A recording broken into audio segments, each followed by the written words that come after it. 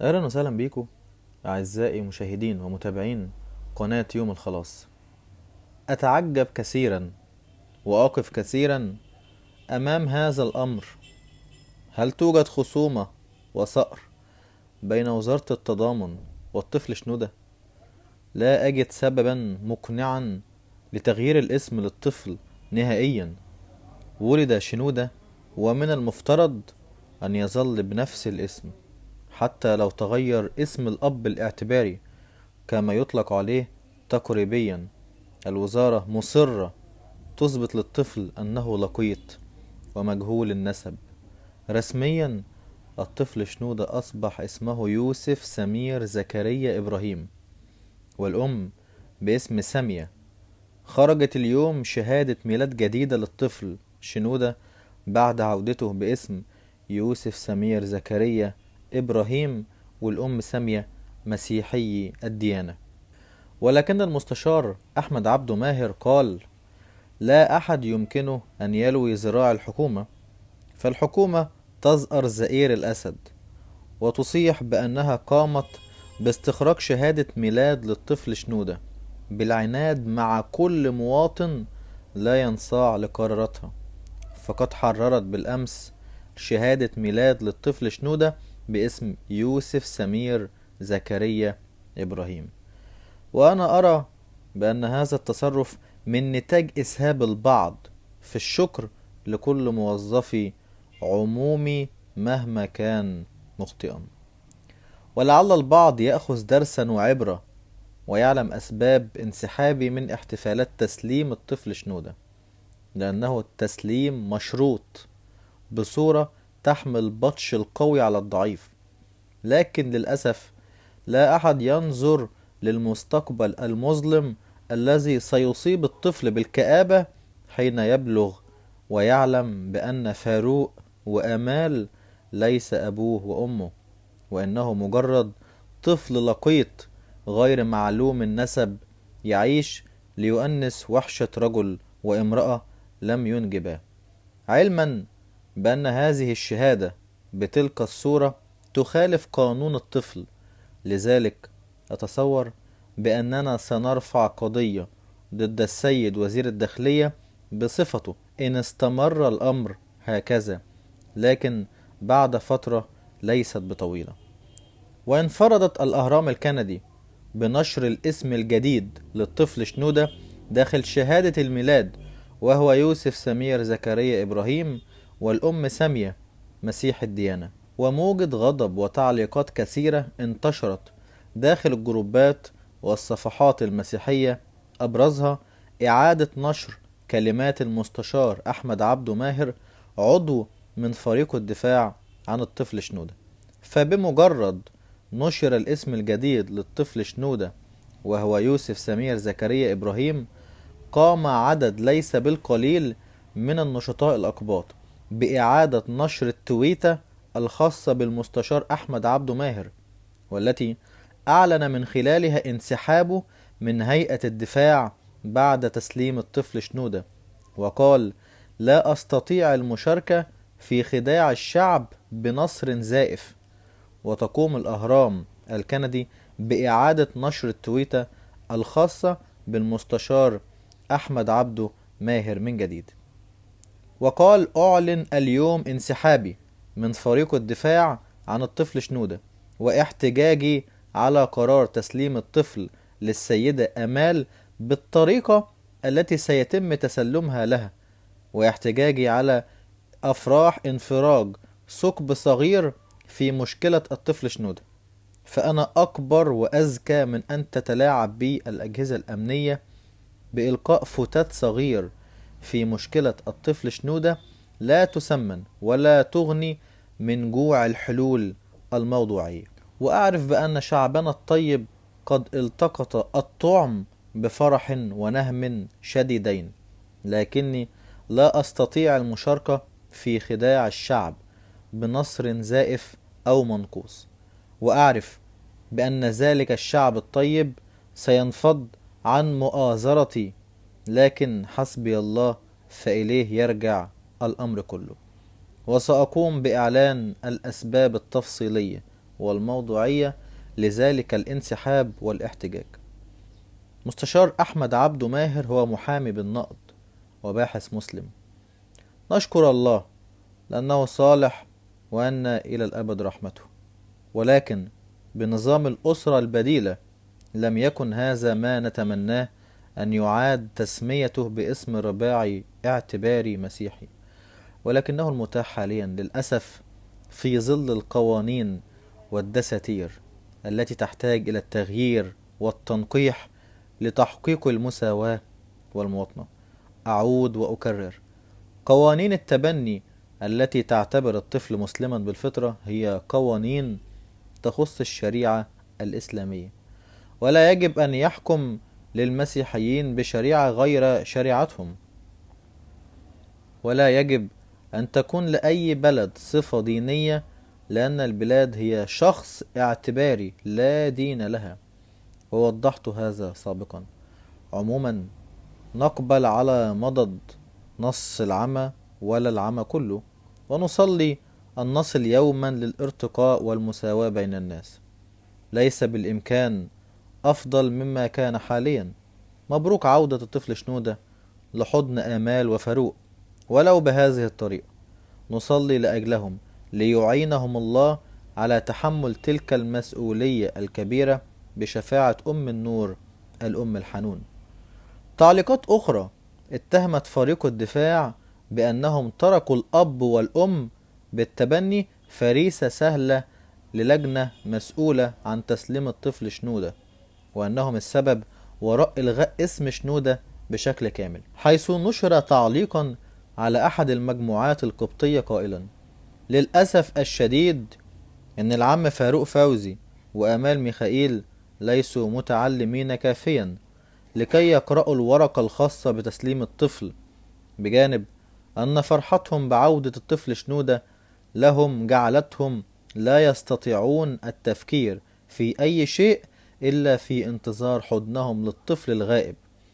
وكان المفروض أن يتم توقيع الأب فاروق فوزي والأم آمال ميخائيل بالتبني في وجود هيئة الدفاع الخاصة بالطفل شنودة، ولا يجب التوقيع بدونهم. لكن المستشار نجيب جبرائيل هو الوحيد الذي دخل بمفرده، ولم يسمح للأستاذ كرم غبريال بالدخول حسب كلامه، وقال إن الأوراق رجعت باسم الطفل شنودة. فكان من المفترض أن تكون هيئة الدفاع عن القضية متواجدين بأكملهم بغرفة التوقيعات بوقت كاف لقراءة ما هو مكتوب في الأوراق للاستلام، ولكن لم يحدث هذا الأمر. فقد كل ما شاهدناه أن المستشار نجيب جبرائيل دخل أول شخص وهو حامل الطفل شنودة، حتى قبل والد ووالدة الطفل شنودة بالتبني، وقبل أيضا تواجد باقي المحاميين من هيئة الدفاع، واهتم بالتصوير والتحدث مع القنوات والكاميرات دون أن يهتم بما هو موجود في الأوراق، حتى فوجئ الجميع بأن اسم شنودة غير موجود في حياة الطفل شنودة صاحب القضية التي شغلت الرأي العام لفترة طويلة. نسأل لماذا خرجت اليوم شهادة ميلاد جديدة للطفل شنودة بعد عودته باسم يوسف سمير زكريا؟ على الجانب الآخر وجه المستشار أحمد عبده ماهر رسالة قوية إلى كل أزهري توضح الازدواجية. قال فيها: كيف تقولون بحرمة التبني بينما أنتم تأمرون زوج المرأة التي ثبت زناها وأنها أنجبت من الزنا أن يتسمى أولاد الزنا باسم الزوج المخدوع، وتلزمونه بتربيتهم والإنفاق عليهم؟ ليس هذا تبني إجباري؟ كيف تصنعون من إرضاع الكبير تبني ونسب وأمومة؟ بل ويقول أحد أساتذة الحديث لديكم بأنه يجب على الزميلة أن ترضع زميلها بالعمل، وأن يكون الإرضاع بالتقام الثدي مباشرة، ولا يعتبر ذلك كشفا للعورة، وكتب ذلك بجريدة يومية. ولم تحاكمونه بالتطرف، بل وكتب نائبه الله يرحمه كتابا في ذلك الشأن، حيث ذكر به بأن إرضاع الكبير حالة عامة وليست خاصة. فكيف تزعمون بأن تحريم التبني لعدم خلط الأنساب، بينما أنتم تتعمدون خلق الأنساب وتستحلونه، بل وتستحلون كشف العورة في حالة إرضاع الكبير؟ أرجو الإجابة بلا مراوغة ولا تجاوز لفظي غير أخلاقي. المستشار أحمد عبده ماهر، المحامي والباحث الإسلامي. من أحداث موت أصحاب الوظيفة العامة وحساباتهم يوم القيامة إن أصحاب قرار نزع الطفل شنودة من أبويه المسيحيين وإلحاقه بدار الرعاية ليكون مسلما سيندمون أشد الندم حين تبلغ روح أي واحد منهم الحلقوم، ولن تنفعهم فقه الفقهاء ولا أي علة من العلل الوظيفية ولا حسن نواياهم طالما أنهم لم يتدبروا القرآن بأنفسهم. هكذا حال كل من يؤدي الوظيفة العامة بغير هدى من الله، ويكون كل همه إرضاء الرؤساء والكبراء وتنفيذ اللوائح المخالفة للقرآن والإنجيل والتوراة معا في شأن إلحاق الأذى بالغير. بينما وهم يهتمون بالبغلة والأسفلت والكباري، قاموا بتعذيب طفلا بريئا أكثر من 13 شهرا، ونزعوه من بيته وأحضان أهله ومنعوا زياراته، وقاموا بتغيير اسمه وديانته، وأجبروه صيام شهر رمضان وهو دون 5 من العمر. ولكن كان بإمكانهم أن يتخذوا إجراءات استفتاء الأزهر والإفتاء بينما يظل الطفل في أحضان أهله. ولقد وقع لساني وجف حلقي مع القاضي أن يسمح بإلحاق الطفل شنودة بأهله لحين صدور حكم ينهي الخصومة، لكن لم يستجب لي أحد. وتقدمت لمجلس القضاء بطلبات لدور رعاية مسيحية تأوي الطفل، لكن تم الرفض أيضا. لكنه الشيطان الذي دفعهم لتشييد وإطالة أمد الأذى للطفل باسم الإسلام والقانون. وأعدكم بأنكم ستقولون لله يوم القيامة: وقالوا ربنا إنا أطعنا سادتنا وكبرائنا فأضلونا السبيل. ولا تحسبن الله غافلا عما يعمل الظالمون، إنما يؤخرهم ليوم تشخص فيه الأبصار، وعند الله تجتمع الخصوم، ولن أتسامح في شأن ضلالتهم باسم ما تظنونه صواب، حتى وإن كانت تتم باسم دين الإسلام. وستتعلقون برقبة مشايخكم قائلين: وقالوا ربنا إنا أطعنا سادتنا وكبرائنا فأضلوا السبيل، ربنا آتهم ضعيفا من العذاب ولعنهم لعنا كبيرا. احنا بقى عايزين نعرف ليه اسم الطفل شنودة اتغير. لازم نعرف ايه السبب وراء كده. ده احنا قعدنا 1 و4 شهور بنجري ورا الطفل وبنحتج علشان اسمه اتغير. تقوم لما النيابة تؤمر بان الولد يرجع لأهله، ودار الإفتاء تؤمر بان الطفل يرجع لأهله ويتسمى باسم أبوه، النهاردة الحكومة تطلع له شهادة ميلاد جديدة باسم يوسف. طب أنا عايز أعرف الخلاف مع مين؟ طب البلد عايزة إيه؟ طيب هي الناس محتاجة إيه من الطفل شنودة؟ يا جماعة الطفل شنودة ولد اتأذى في صغره وهيتأذي أكتر لما يكبر لو طلع لقى إن أمه مش أمه وأبوه مش أبوه. إحنا ليه بنعيد فيلم الخطايا؟ الولد من حقه إن هو يعيش مع أبوه ويتسمى باسم أبوه. إيه المشكلة في كده؟ وده اللي كانت المحامين بتطالب بيه طول فترة المحكمة، ورجعت بعد كده المحكمة قالت ده مش اختصاصي. والقضية بعد ما قعدت معاهم أكتر من سنة قالوا لا مش بتاعتنا، مع ان احنا كان كل الجري ده علشان نثبت ان الولد مسيحي ويتغير اسمه لشنودة، يرجع الطفل شنودة تاني. انا مش عارف فعلا الخصومة مع مين، او اهل شنودة عاملين ازمة في ايه للبلد علشان كل شوية يطلعوا لهم بقرار جديد. وزارة التضامن فين؟ انا مش عارف. فين وزيرة التضامن؟ فين شيخ الازهر؟